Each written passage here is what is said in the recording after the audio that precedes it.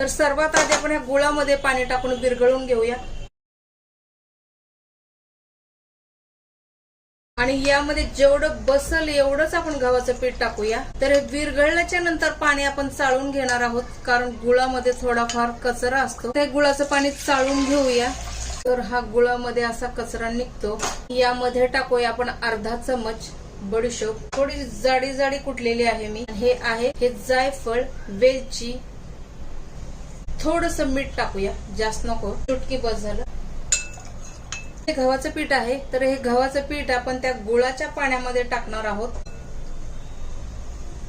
एकदम नाही टाकायचं, लम्स होतात। थोडं थोडं करून आपण यामध्ये ऍड करायचं आहे, कारण एकदा गाठी झाल्या ना तर विरघळणं फार मुश्किल होतं। If you like this recipe and then like, share and subscribe my channel Nehu's food Marathi. चला तर छान मिक्स केल्याच्या नंतर भेटते मी तुम्हाला।